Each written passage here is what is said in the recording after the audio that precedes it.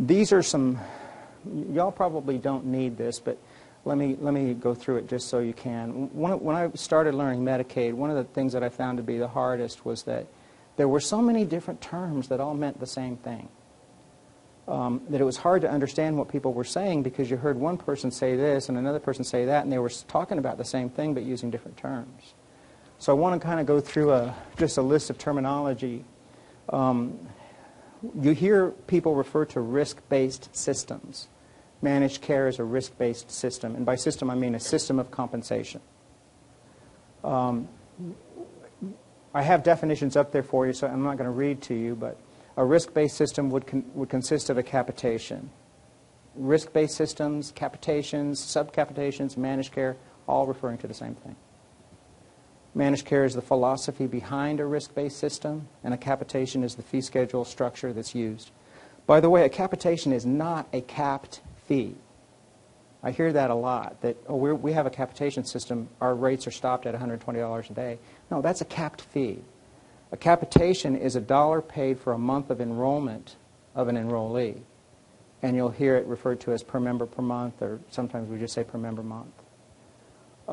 So I'm going to move down to, I'm going to jump over standard fee system for a minute and talk about capitation, just so we're real clear on what it means. A capitation amount, like I say, is paid for a period of time regardless of what happens during that time. How many of y'all already understand this really well and you're bored by me even talking about it? Do you want me to go on with this? Okay. For example, let's say that I'm the provider or the county or the state, whatever. I'm the operating agency. And then we have the funding agency up here,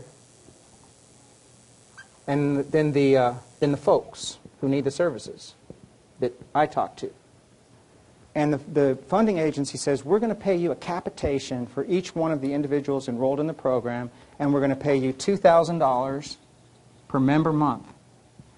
Every month that the member spends in enrollment in your program, we're going to give you a $2,000 check or a $2,000 amount. Even if you never see them, even if they never show up on your door. But if they cost you $4,000, you're still only going to get $2,000. Is that real clear? What happens to that $2,000 overspend?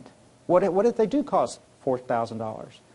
What's that $2,000? Who's going to pay that $2,000? Another member that spent $500. Yeah, you're jumping. You're getting ahead of me. Yeah, I'm going to pay it. I'm the operating agency, but the only way that I'm going to be able to pay it is to find it by finding low-end users.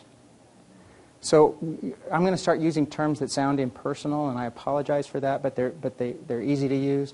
Low-end users is pretty clear what it means. It means people whose needs are not that much. And an outlier is someone whose needs are really high. In a capitation, the funding agency is saying, we're giving you $2,000 per month. Good luck.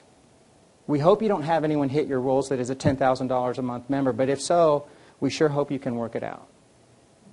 And I have to find enough people that are $100 a month to make up the difference. That's what a capitation is, fundamentally. I'm going to get more sophisticated in the discussion about it here in a minute, but I want to stop here for now.